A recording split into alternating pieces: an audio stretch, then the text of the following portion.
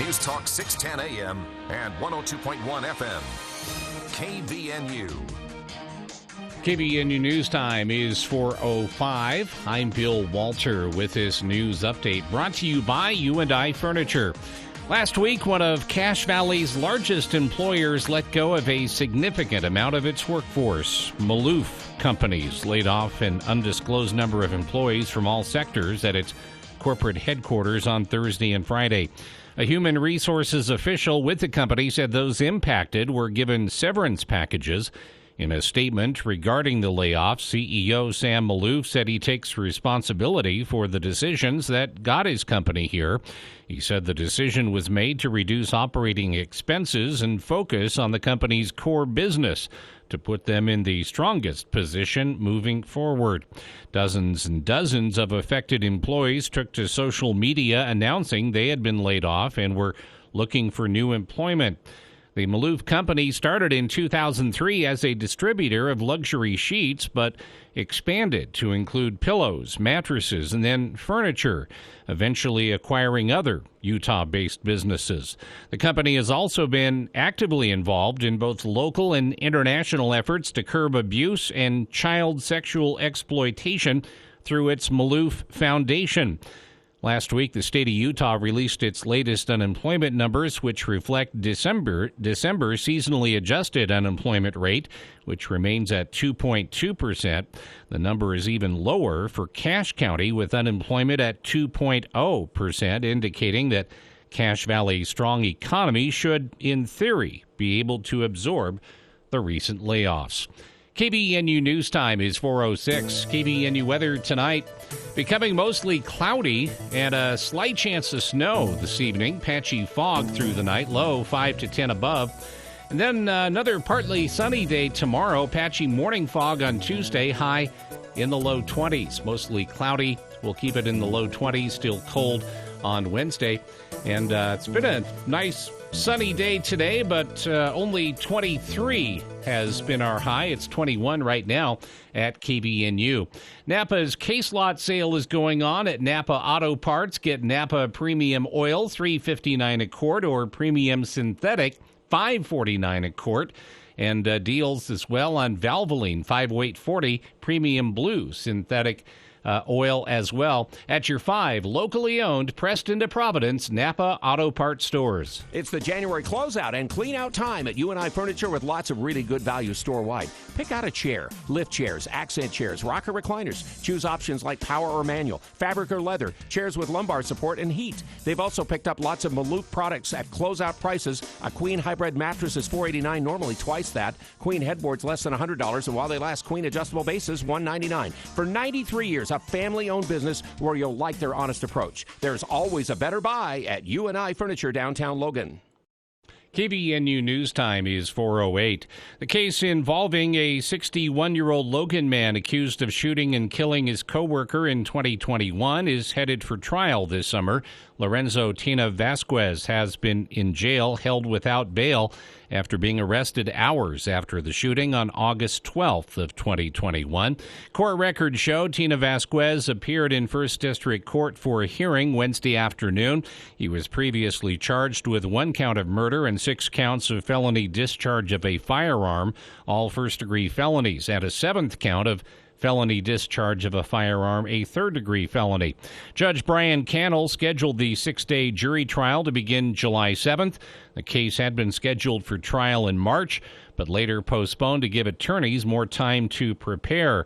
Prosecutors claim Tina Vasquez allegedly shot and killed Ariano Giovanni, a 29-year-old man, at a home construction site in Millville.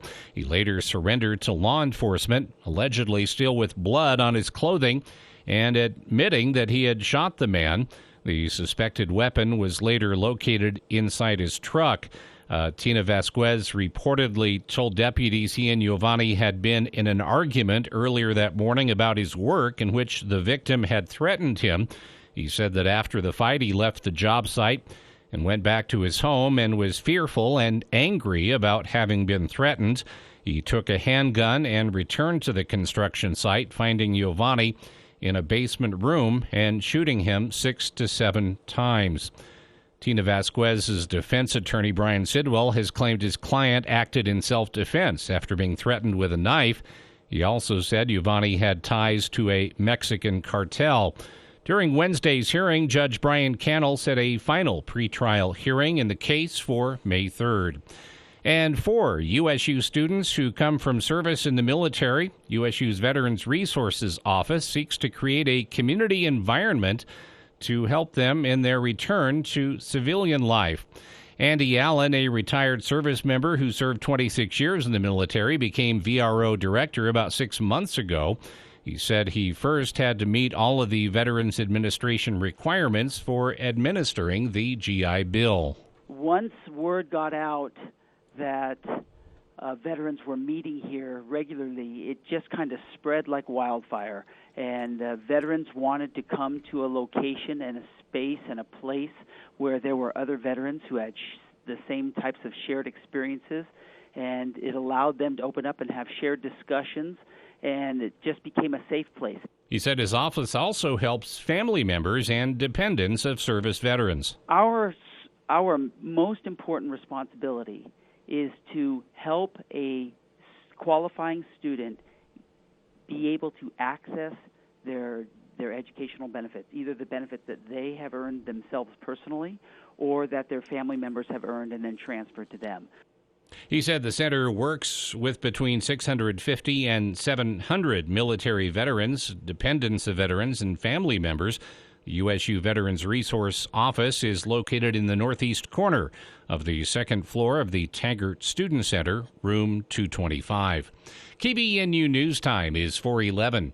For more details on these and other stories, visit CashValleyDaily.com. Help us recognize the champions in our communities. Submit your nominations by visiting KVNUtalk.com. The Above and Beyond Salute, sponsored by Firehouse Subs. Dr. Josh Red, chiropractic physician, explains how Red River Health and Wellness can help you. A lot of our patients end up having autoimmune conditions. This is where their immune system, rather than attacking bacteria, a virus, or other bad things, it starts to attack their own tissue. This can cause so many different issues and symptoms throughout the whole body. The biggest thing for us at Red River is to identify what's causing the autoimmune response to flare up. This could be intestinal problems, blood sugar imbalances, cortisol defects, hormonal imbalances, along with something as simple as dietary triggers and environmental triggers. One of the most common causes, too, when you have an autoimmune condition is you'll have inflammation throughout the whole body. Not every patient will have the same imbalances or the same triggers, and so we have to customize a very personalized treatment plan in order for these patients to feel better. Schedule your appointment today at 855-55-RIVER. Red River Health and Wellness with offices in Logan, South Jordan, Springville, and St. George. Call Red River today. One size doesn't fit all in education. But what if you could give your child an education that fits their needs? Afford the right school, the right tutor, or the right learning therapy for your child. With the Utah Fits Scholarship, you can. You'll get a portion of your child's state education dollars, $8,000 a year, to use towards tuition and educational services. Ask your state representative to support the Utah Fits Scholarship. Learn more at utahfitsall.com. This message was paid for by Americans for Prosperity. For the people. We are waiting with bated breath for news from the Cash Republican Party meeting an executive committee tonight. With Jason Williams. And I'm really excited about this next segment. We have two guests here in studio. We're going to talk about something that we've talked about many times here on the show, but from a bit of a different angle. Weekday afternoons from 4 till 6 on News Talk KVNU, 610 a.m. and 102 FM.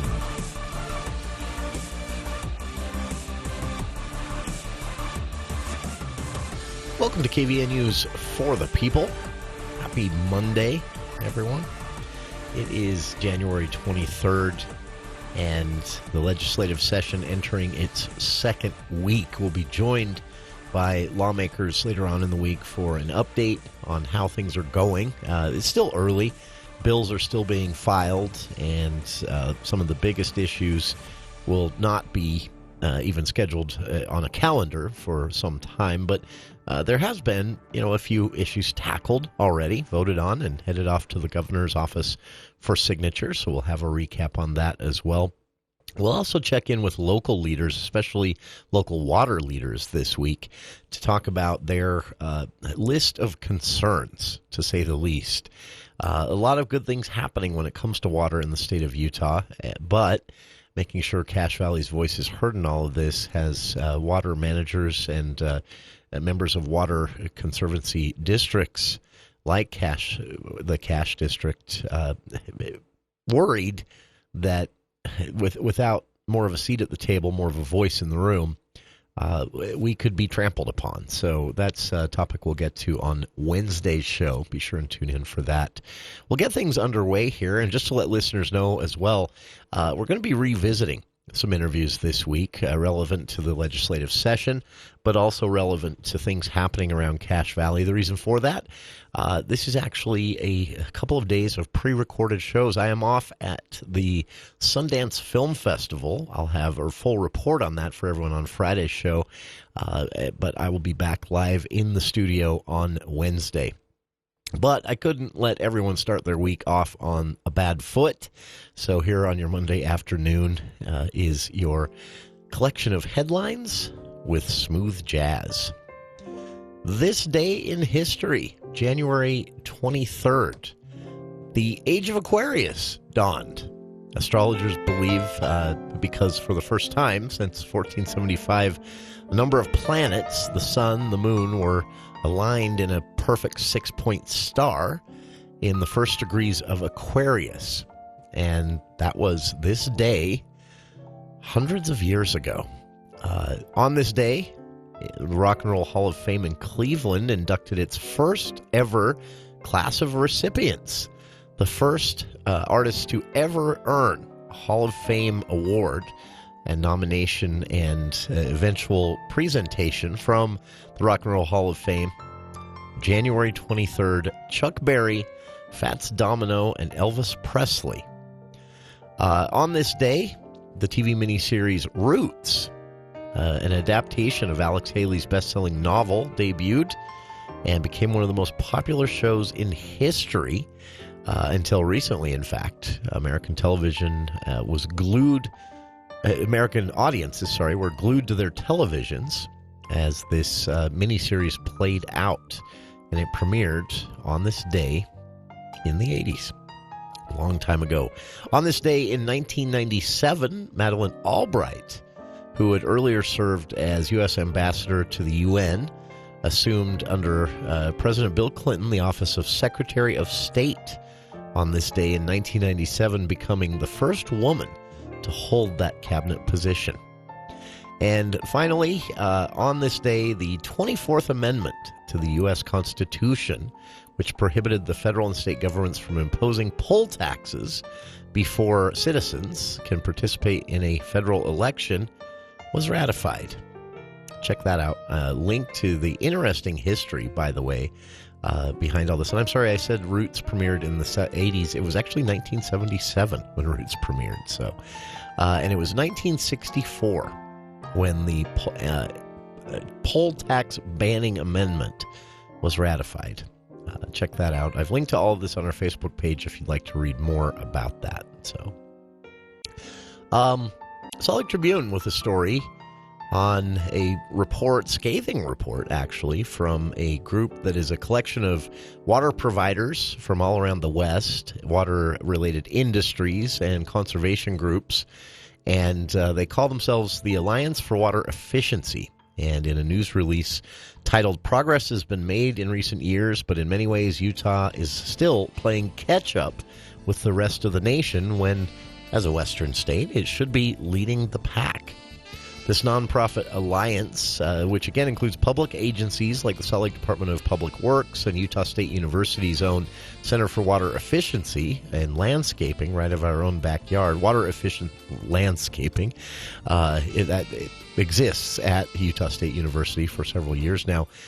They released a scorecard of sorts ranking various states, and Utah ranked 20th in the nation, not bad, but 5th out of 7 Western states.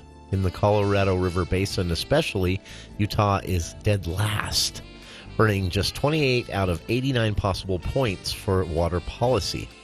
The statement from the group said Utah urgently needs to further invest in water efficiency and conservation just to catch up and break even with other Colorado Basin states like Colorado, New Mexico, and Arizona. Our main goal, according to the CEO of the Alliance in the statement said, is not to embarrass states with this report card, but to help them find ways to be more efficient. And the Alliance had some recommendations along those lines of how Utah could improve not just their score on this report card, but their water policy in general. And one of those, by the way, is looking at water rates. Lawmakers, by the way, set aside $70 million last year for the state's water optimization program, which provides grants and support for farmers looking to upgrade their irrigation technology and practices. And the state, that was one area where Utah actually exceeded what other states were doing. In every other area, we fell far behind. So check that out. Full report. I've linked to it on our Facebook page. And speaking of natural disasters like drought, over 3.3 million people were displaced in the United States in 2022, according to a survey recently published by the U.S. Census Bureau called the Household Pulse Survey. This survey basically asks, did you have to move even for a short period of time or permanently from your main residence because of a hurricane, a fire, a flood, drought, anything that is considered naturally occurring. And 3.3 million people were displaced in 2022 in the United States alone. This is, again, U.S. Census Bureau data shows the state with the most displaced people was Alabama. If you remember last year, a lot of flooding happened there. Second on the list, Alaska. First was Arizona with 82,000 wildfires. Second was Alabama.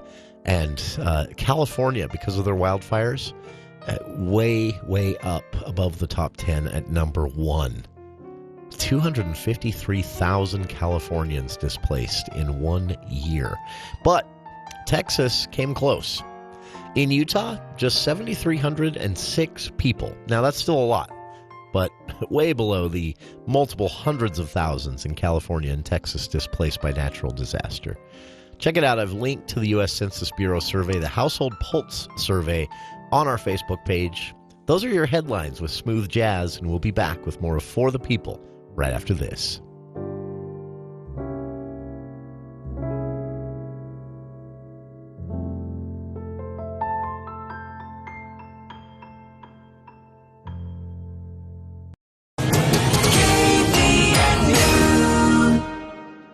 Bear Monster Winterfest is January 27th through the 29th. Come on up for a weekend of fun and adventure. It kicks off Friday morning with winter sports at the sinks and lookout areas in Logan Canyon. On Saturday, watch hundreds of brave souls jump into the icy cold waters of Bear Lake for the Monster Plunge. Warm up with a bowl of chili at the Chili Cook-Off, and don't miss the Cardboard Boat Regatta. There's a fun run and, of course, Cisco Disco Fishing. Don't miss this fun winter tradition. Bear Lake's Monster Winterfest, the 27th through the 29th. Go to bearlake.org for all the details.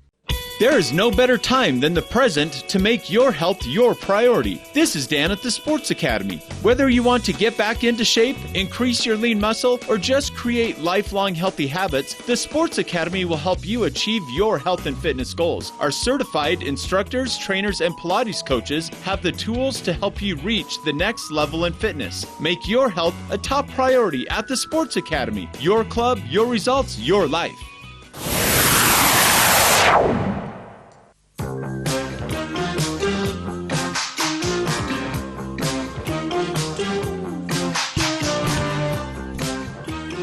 Entering week 2 of the 45-day legislative session here.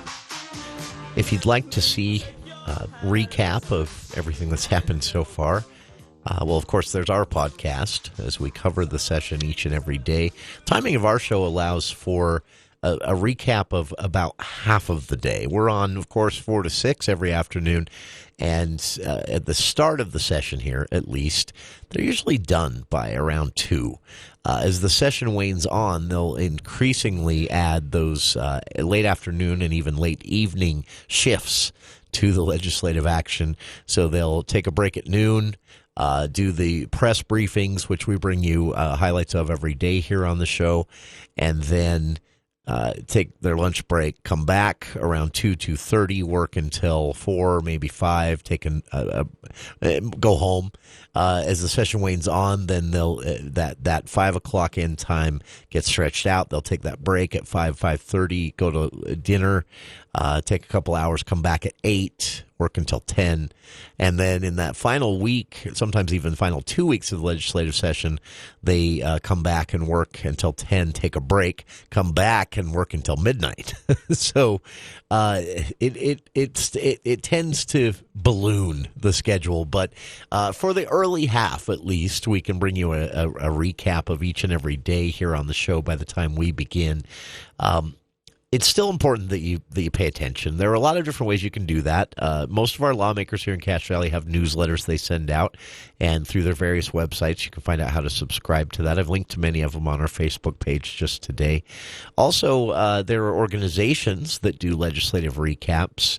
One I recommend is a nonpartisan nonprofit group that called the Alliance for a Better Utah. They're mainly focused, well, they began at least mainly focused on more than a decade ago, transparency issues and good ethical issues like lawmaker conflicts of interests and things like that. The Alliance for Better Utah is a good way to think of them as sort of a watchdog organization, and they have a whole team of people up at the legislature every day that compile towards the end of the day an email recap of everything that happened on the Hill that day. You can subscribe to that at their website, betterutah.org. So that's just one example. There are many different examples. The county parties and even the state parties will oftentimes provide weekly updates as well. So there are a lot of different ways you can keep up on what's going on.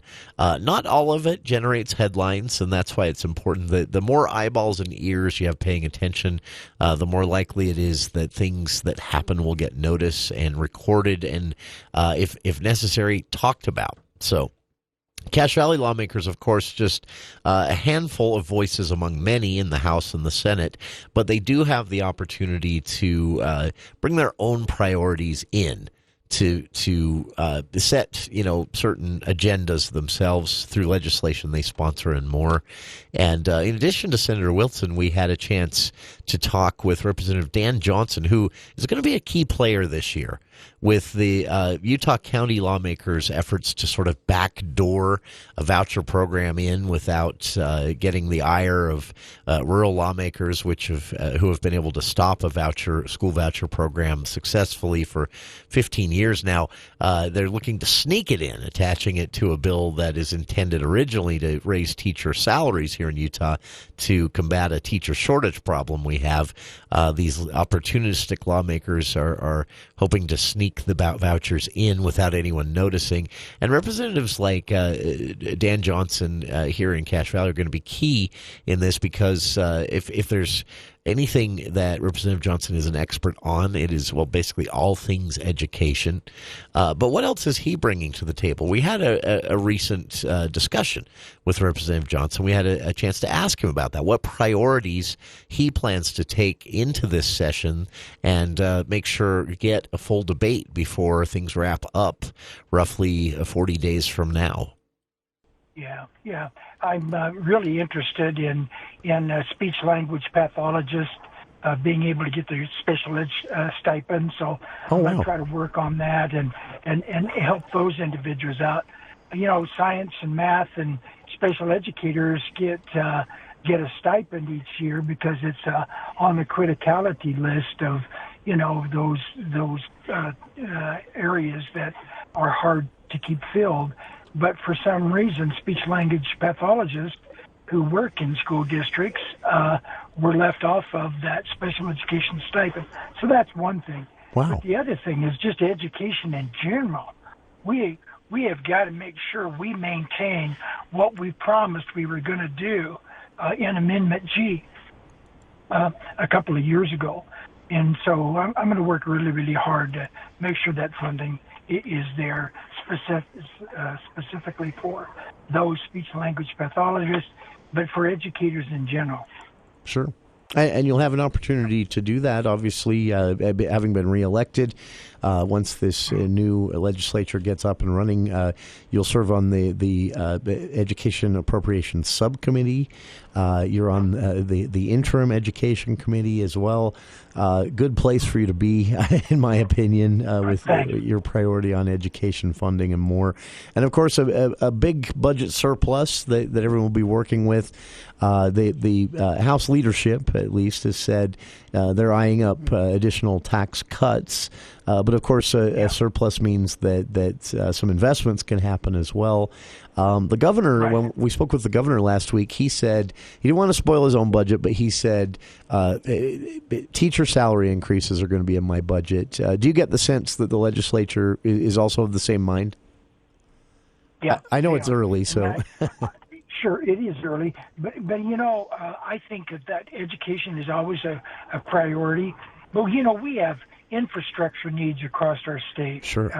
If you're going to have more and more of the EVs, we need to have infrastructure for that.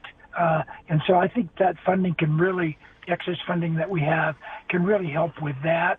So that, people who are buying those automobiles and trucks have, a better system of charging across the state. Sure. So the infrastructure, highways, my gosh, with growth, mobility for the public, whether it is transit systems or whether it's the UDOT roads, that is going to be a priority. Water absolutely is going to be top of the list for me, and how we can create ways to conserve water, because we can't invent water. Sure. We've got what there is on Earth, and it gets redistributed, and so we've got to figure out when that rain, that snow comes to our state, how we conserve it so that we're able to continue with agriculture, but also take care of a growing population. Sure. That again was Representative Dan Johnson speaking with us just a few weeks ago about priorities he has for the legislative session, now 5 days in, and things he'll be watching for. We'll check in with Representative Johnson and others as we continue on with the session, but you can also check in with them through weekly town halls they have planned, through email newsletters and more. Sign up at their various websites. I've linked to most of them on our Facebook page, and engaged in this legislative session. The Utah legislature has a history of, compared to other state legislatures, red and blue, having only over the years a few bad apples, just occasionally. And that is good. You're going to get them, right? But one thing I can tell you, when it comes to laws that maybe shouldn't have passed, that we end up regretting, taxpayer money spent in less than ethical and upfront ways, investments in some lawmakers' brother-in-law's industry that slide under the radar. The only reason that stuff has been able to happen, as rare as it is in Utah, thankfully, the only reason it happens even in those cases are because not enough people are paying attention. The more people, the more eyeballs, the ears, it keeps them honest. So engage. Your one-stop resource for all things legislative session, contacting lawmakers, listening as they play out or after the fact to committees and floor debates, reading bills, searching bills by keywords and sponsor names and all of that. le.utah.gov, the legislative website. Bookmark it and use it. And we'll be back with more For the People after the news with KVNU's Bill Walter.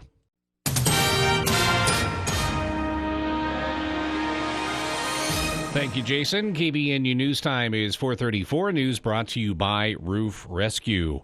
Salt Lake City Police said that officers witnessed a drive-by shooting Saturday before pursuing the involved vehicle and arresting 3 teens. Nobody was hurt in the shooting or consequent arrests, according to police.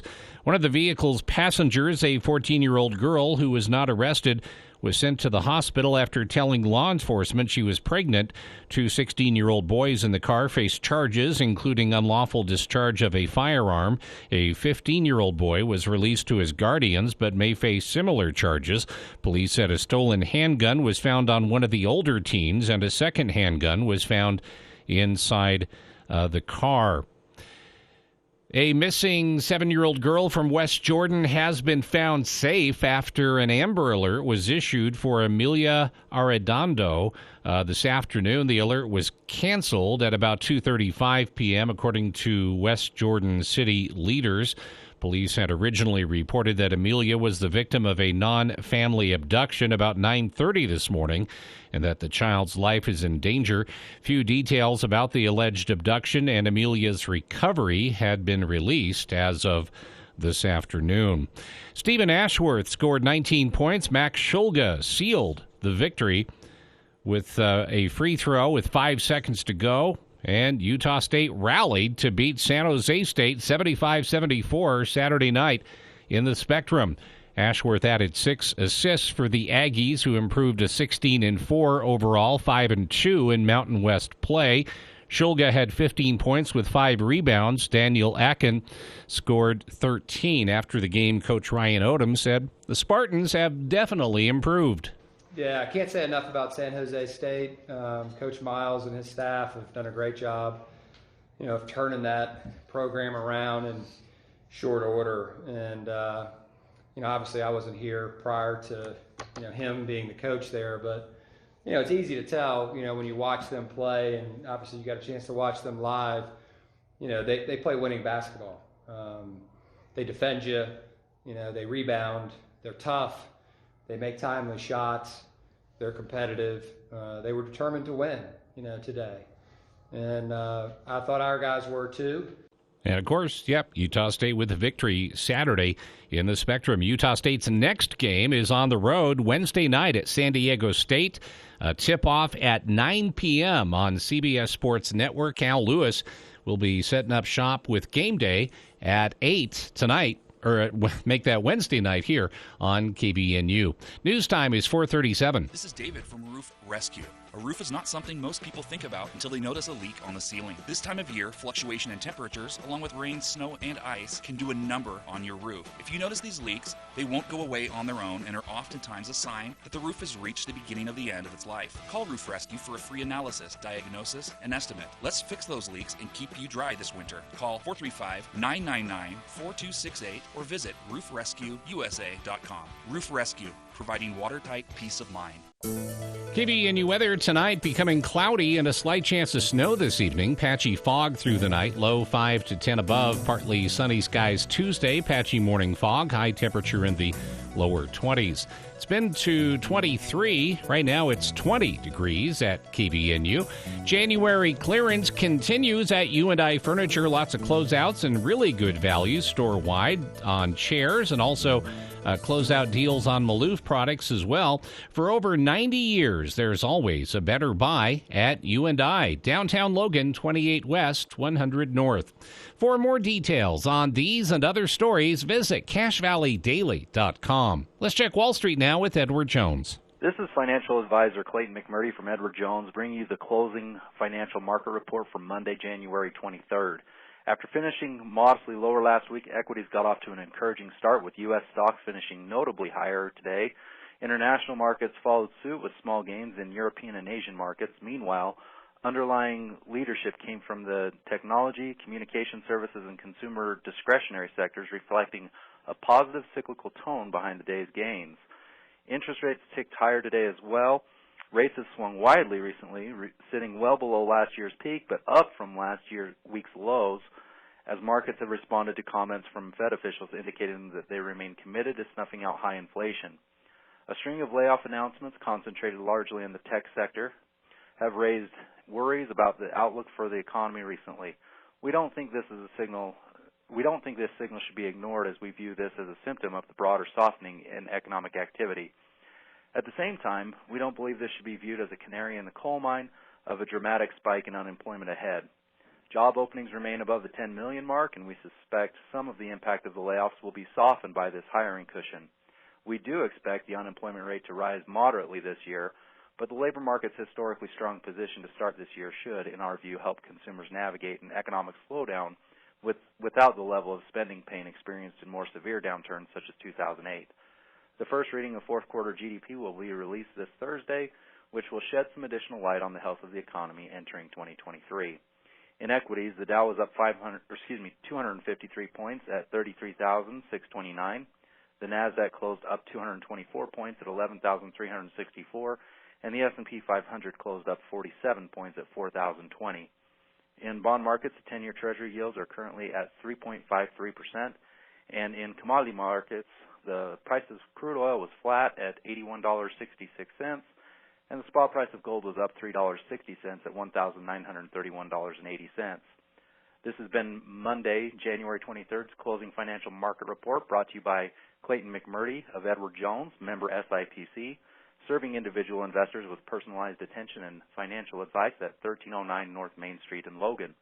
If you'd like current stock prices or any additional information, please give us a call at 435-753-0537 or visit any of our 7 branches here in Cache Valley or online at edwardjones.com. You might ask yourself, when is the best time to start saving for retirement? The answer is simple. It's today. An Edward Jones financial advisor is here to help. They will work with you to build a plan for your ideal retirement by identifying your unique goals and help keep you on track to achieve them.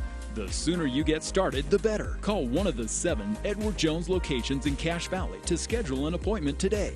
Making sense of investing. Edward Jones, member SIPC.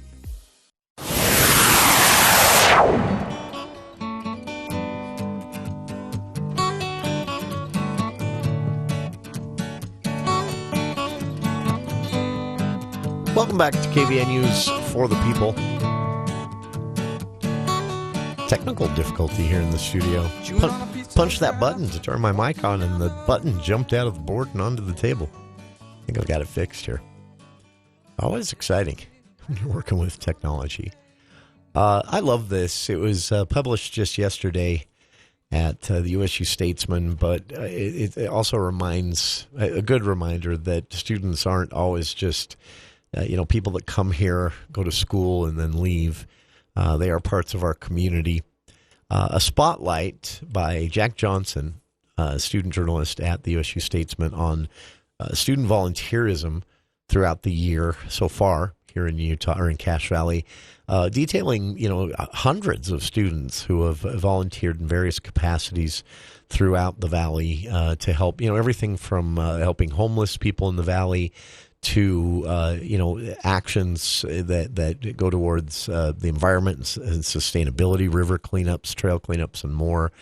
Also volunteering with the food pantry, other organizations helping families with financial strain, and it's a really, give it a read. I've linked to it on our Facebook page, but again, a really good reminder that students contribute a lot, even if they weren't born here, don't plan to stay here, and are just here for 4 or 5 years of college and then leave. A lot of them, hundreds, in fact, at least, profiled on this story, do contribute back to our communities while they're here. And that is really cool. But also in the story, they provide some information that everyone in the valley might be interested in. If you're looking for ways to help, tis the season, right? To think of those with less than us. And I mean, really, we should be doing that year-round.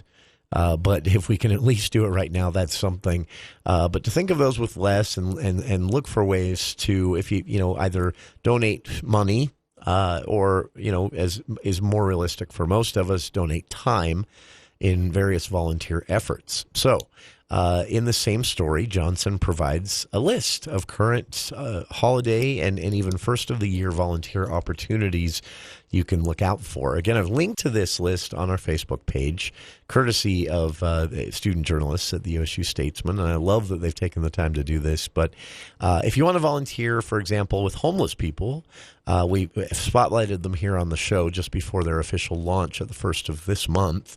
The William A. Bernard Warming Center is officially up and running. If you want to hear our interview with the founder, daughter of William Bernard, who was in our studio just before they launched, that is available via our podcast at the Podcastic service. Search for KVN News for the People and hit subscribe there. The warming center is up and running. It's a shelter for homeless individuals within the community, offering them by arrangement a place to stay out of the cold. Recognizing that many homeless people in Cache Valley are families that are temporarily without a place to stay. Arrangements can be made to utilize this warming center as a temporary home when you're in transition or whatever else it might be. They're working closely with other organizations as well, like the Family Place in CAPSA, to make best use of this. And they are looking for volunteers, and it is a unique volunteering opportunity because this does mean that most volunteers they're looking for someone who can be available at least part of the way through the night, 7 p.m. to 7 a.m., or when they're looking for volunteers. So it's been tough for them to find the volunteer staff they need. If you'd like to help them out, links on our Facebook page again. If you are a young person who wants to, also burn some calories, USU's Christensen Office of Social Action and Sustainability is looking for volunteers from the community, both student and general Cache Valley community, to shovel snow in driveways for elderly families who can't do it themselves, and disabled individuals who maybe need a little help clearing a sidewalk here and there. You can volunteer via the link, which is justserve.org. They've set that up for that specific effort. If you want to help with snow removal, you can even sign up to be a part of spring cleanup and fall leaf removal for these same families. So an opportunity there. You could volunteer your time actually creating kits for people in need, clothing kits. Clothing kit usually includes, hats, socks, hoodies, new underwear sealed in a package, hygiene items, and more. That is something that's being done, especially children's kits right now are in need. More information about that also at justserve.org, the website. But there is some need for people to help build those kits through various organizations who distribute them here in northern Utah. You can actually drop gifts by a giving tree throughout the valley. We talked about these last week with the executive director of the Family Place here in the studio. These giving trees are all over throughout the valley, and you can literally just place a boxed item under there. They're then transferred and sent to the people who need them through various nonprofit organizations here in the valley. Lifting Hands International is doing a giving tree donation drive themselves in Logan. You can get some ideas for what they're looking for and how you can help them also at the justserve.org website. Click on Lifting Hands there in the projects section, and you'll see details on that. The Children's Service Society of Utah is a program that helps families who are raising a relative's child. For whatever reason, the parents are just unable to. There are sometimes stories of parents being incarcerated or parents having a drug problem, unable to care for the children, so they end up with grandparents or an aunt or an uncle. And those families oftentimes are dealing with this. They're not prepared for it. It can be a financial strain on their own family. And you can help. They're always looking for financial donations or buying presents for children, especially this time of year. And that is a program that's run through, again, this is the Christmas Assistance for Grand Families is the official name of the title. The Children's Service Society of Utah operates right out of downtown Logan. You can find them at 95 West, 100 South, or contact Josie Fielding at 801-803-1488 or Josie at cssutah.org. Also, again, justserve.org is a great place to do that, to find out more about that. So I love this list. There's a lot more. I've just scanned some of the items here, but this is just a really cool thing that USU student journalists put together, highlighting volunteer opportunities that oftentimes aren't getting as much attention here in the Valley, and all of that as a way to spotlight the volunteer hours already committed throughout Cache Valley over the last several months by USU students. This is a great story at the USU Statesman. I've linked to it on our Facebook page, written by student journalist Jack Johnson. And again, a lot of the items I've mentioned here and many, many more with links included on how you can volunteer this holiday season and even into the new year in that story linked on our Facebook page. We'll be back with more of KVNU's For the People right after this. Dr. Josh Redd, chiropractic physician, explains how Red River Health and Wellness can help you. If you have low thyroid and you're taking thyroid medication, the biggest question you should ask yourself is what's causing my low thyroid specifically? If you don't know the answer to that question, it's important to call us. At Red River, we identified triggers that will cause the low thyroid to begin with. One of the most common causes of low thyroid is a disease called Hashimoto's disease. This is an autoimmune disease that is a lot more complicated than just a primary thyroid issue. This is why people will be on thyroid hormone but still feel little to no improvement because nothing's being done to address the bigger, more complicated problem, which is Hashimoto's. If you have low thyroid or you have an autoimmune disease and you're on medication and still don't feel well, call Red River. Schedule your appointment today at 855-55-RIVER. Red River Health and Wellness with offices in Logan, South Jordan, Springville, and St. George. Call Red River today. I love my rural community. I was born and raised here, and I'm raising my kids here. But we deserve better for their education. They need options, because one size just doesn't fit all. If you've ever considered moving or taking on a second mortgage or another job to get your child an education that fits them, or if you've never considered that you may have another option, listen up. The Utah Fits Scholarship is a game changer. Not only would it give us $8,000 a year of our child's state education funding to use toward any school or education service, it would also entice new schools and education innovators to come here. You shouldn't have to move to Salt Lake or take on another job to give your child the education they need. With the Utah Fits Scholarship, we can bring those opportunities to our community. But your representatives need to hear from you. Ask them to vote yes on the Utah Fits Scholarship. We deserve this. Learn more at utahfitsall.com. This message was paid for by Americans for Prosperity. I don't care if his name is Boney McDork.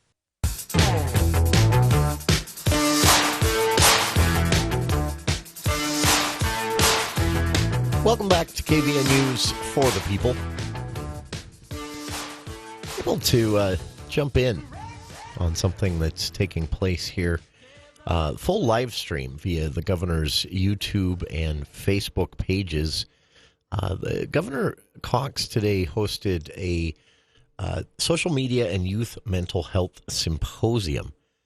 This was a panel of experts and policymakers in this symposium on the stage taking questions.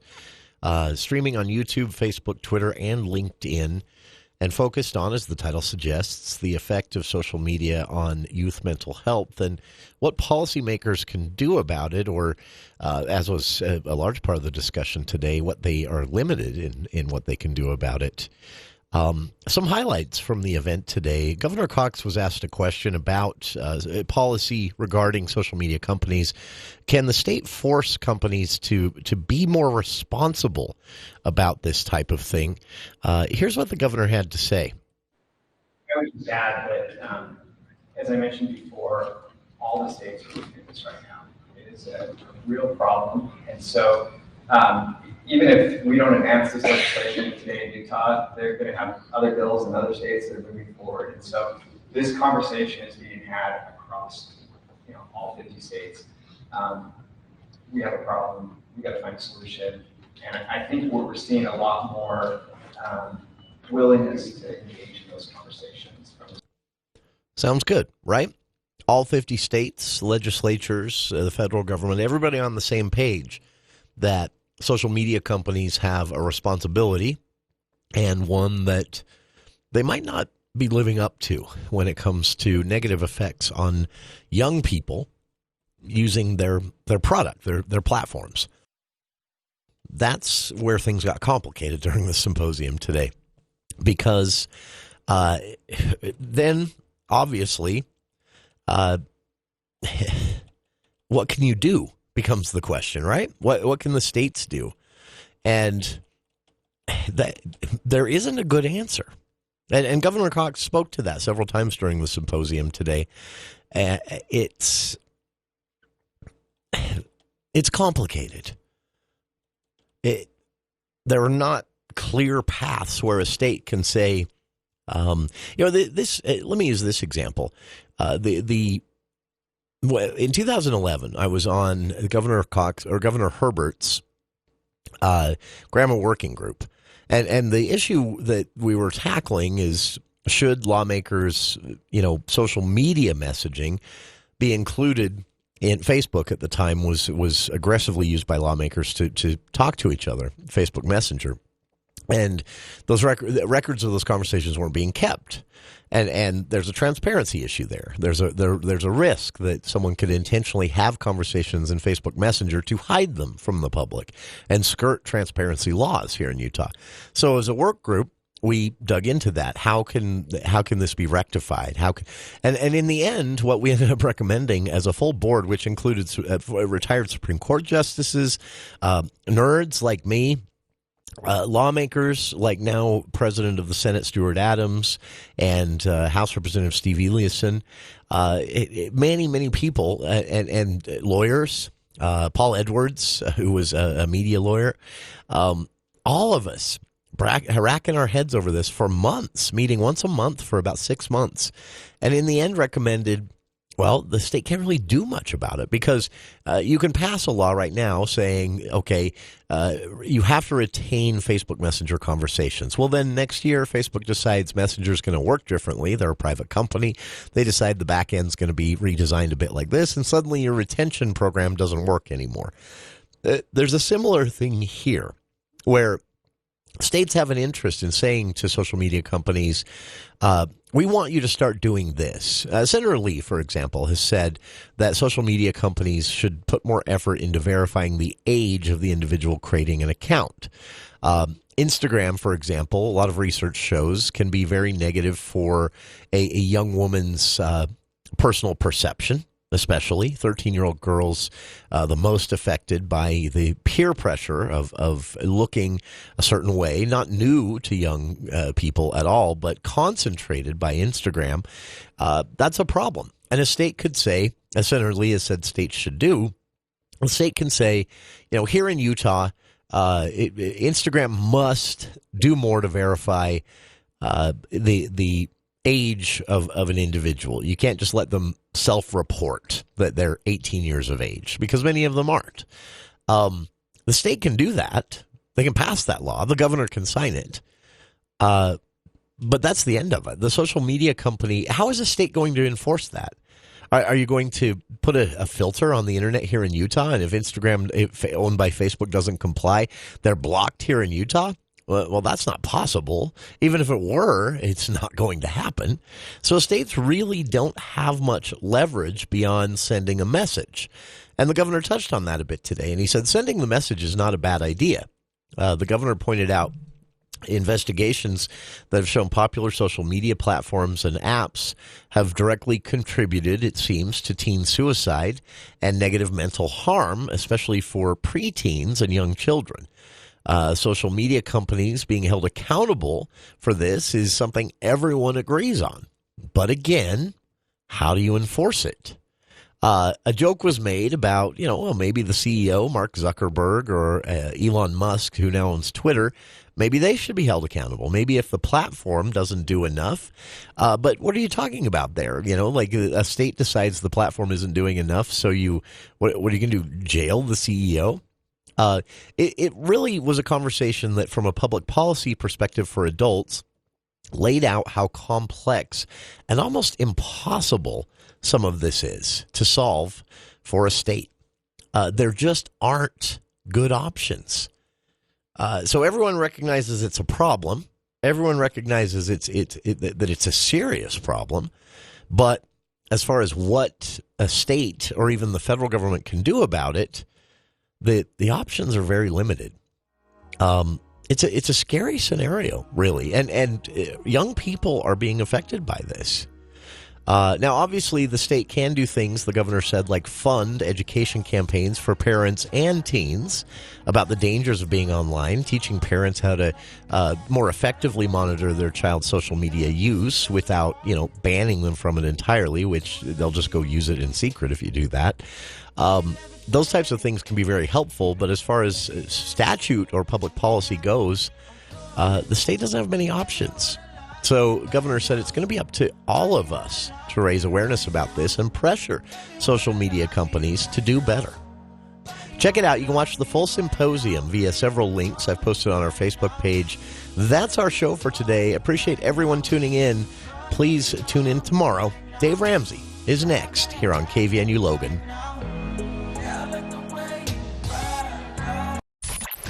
As our world changes, we're with you. News Talk KVNU Logan, 102 FM, 610 AM, the voice